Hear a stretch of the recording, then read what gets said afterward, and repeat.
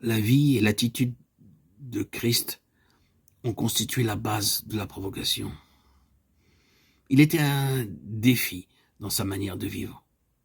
Vous voyez bien qu'il ne s'est pas conformé à leur système terrestre, même à leur système religieux. Jésus ne s'est pas plié à la règle commune pour faire les choses usuelles. Jésus appartenait à un système céleste. Les principes spirituels et célestes étaient tout pour lui et non pas les rites extérieurs et le formalisme. Jésus n'agissait pas de manière extérieure et conventionnelle.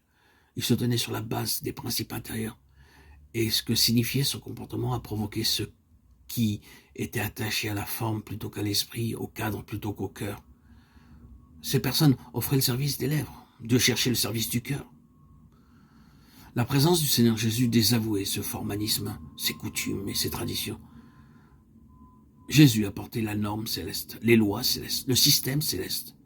Et ce n'est pas une voie facile pour nous, à moins d'être du côté du ciel. Suivez cela et vous remarquerez des signes d'opposition. Ils ne pouvaient pas l'obliger à se conformer aux choses usuelles parce qu'ils ne faisaient pas corps avec leur hypocrisie, leur formalisme, avec leurs conditions spirituelles défaillantes, qui les conduisaient vers des rituels extérieurs. Ils n'étaient pas impliqués dans cela. Donc, Jésus était une provocation. Et Jésus, par son attitude, a toujours été pour eux. Cela a toujours été ainsi. Cela a été toujours pour eux un trouble, une provocation à l'ordre établi. J'en sais pour ma part une chose, moi qui suis né juif et qui connais le trouble que provoque Jésus dans le judaïsme que j'ai côtoyé pendant de nombreuses années.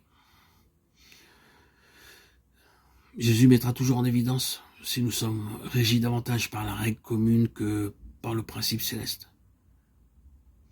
Si les intérêts temporels nous importent plus que les considérations éternelles, Jésus introduisait tout cela, et toujours cela, dans le monde, et de ce fait, il ne pouvait pas être pour lui et pour sa manière d'agir. Nous avons souvent cité ce passage quand il a dit à ses frères, après avoir été sollicité par eux pour aller à la fête, « Montez-vous à cette fête pour moi, je n'y monte point, parce que mon temps n'est pas encore accompli. » Après leur avoir dit cela, il resta en Galilée. Lorsque ses frères furent montés à la fête, il y monta aussi lui-même, non publiquement, mais comme en secret. Jean 7, 8, 10. Cela nous paraît difficile, n'est-ce pas? C'est comme s'il y avait une certaine duplicité. Mais qu'est-ce que cela signifie?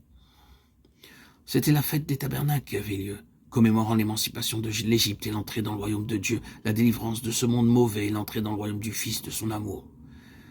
Christ personnifiait ce royaume lui-même, et non les célébrations terrestres des fêtes historiques.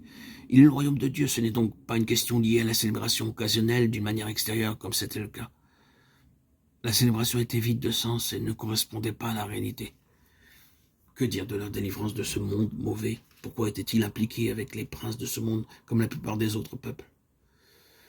Les considérations du monde les gouvernaient entièrement. Le Seigneur Jésus leur disait en effet, « Je n'ai publiquement rien à faire avec cela. Je représente la véritable essence de ce merveilleux royaume et la séparation absolue de ce monde. » Ainsi, Jésus ne voulait pas que l'on puisse penser qu'il était impliqué dans ce système, mais qu'il était séparé de lui.